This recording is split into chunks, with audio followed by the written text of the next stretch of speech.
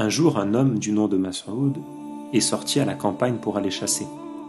Et il avait avec lui un faucon qui était apprivoisé pour la chasse, qui avait été formé pour la chasse. Ce jour-là, il n'a pas trouvé de gibier. Alors lui et son faucon, ils ont commencé à ressentir la fatigue. La chaleur du soleil, elle était intense. Mas'ud et son faucon ont bu toute l'eau qu'ils avaient avec eux jusqu'à la dernière goutte. Ils ont commencé à être assoiffés. Quand Mas'ud était en train de souffrir d'une grande soif, il a vu des gouttes d'eau tomber du dessus d'un rocher qui était très haut au-dessus de lui. Il a été content, il s'est dit c'est sûrement la pluie qui s'est rassemblée dans ce rocher et il y a des gouttes qui en tombent, je vais pouvoir boire. Alors Mas'ud a placé les paumes de ses mains l'une contre l'autre sous les gouttes d'eau de sorte à pouvoir les rassembler et pouvoir boire. À ce moment-là, le faucon, il a pris son envol de l'épaule de son maître pour faire un tour dans les airs au-dessus du rocher. Et quand Mas'ud a voulu boire l'eau qui s'était rassemblée dans sa main, le faucon a fait un vol piqué sur les paumes de ses mains et toute l'eau qui s'était rassemblée s'est déversée sur le sol, puis le faucon s'est envolé. Mas'ud, il s'est mis en colère. Il avait soif, il avait très soif. Alors il a replacé à nouveau les paumes de ses mains sous les gouttes d'eau pour qu'elles se rassemblent et qu'il puisse les boire.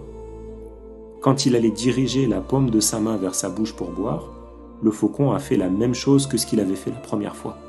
Il a frappé encore une fois la paume de Mas'ud et l'eau s'est déversée sur le sol. Alors Mas'ud, il a pris son fusil et il a tiré une balle sur le faucon. Une des deux ailes du faucon a été touchée et il est tombé sur le rocher. Et le sang s'est mis à couler. Mas'ud, il s'est préparé une nouvelle fois pour rassembler l'eau, mais il n'y a rien qui descendait. Les gouttes d'eau tombaient plus du rocher.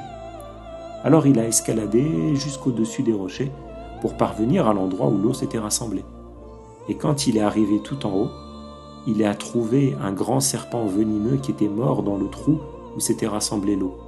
Et il y avait des gouttes de venin qui sortaient de la bouche de ce serpent et qui se mélangeaient avec l'eau. Alors Mas'ud, il a su que le faucon, il avait voulu protéger son maître et il a été touché. Il est descendu rapidement, il s'est dirigé vers son faucon qui était blessé, il l'a pris entre ses mains avec douceur et il lui caressait les ailes en regrettant la rapidité de sa colère.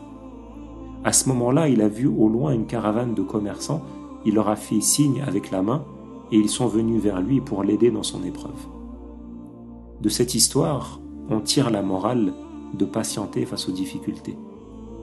Il y a un proverbe chez les Arabes qui dit « Ne prends pas de décision quand tu es en colère. As-tu déjà vu un marin ouvrir les voiles en pleine tempête ?» Que l'on patiente et que l'on fasse preuve de sagesse.